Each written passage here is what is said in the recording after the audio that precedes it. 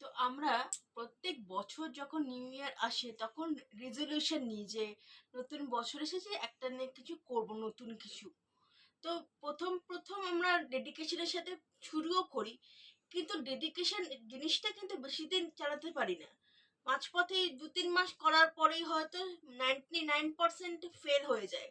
কারণ কি, আমাদের মাইন্ডসেট কন্ট্রোল, মাইন্ডকে আমরা কন্ট্রোলে রাখতে পারি না, আমরা ফেল হয়ে যাই।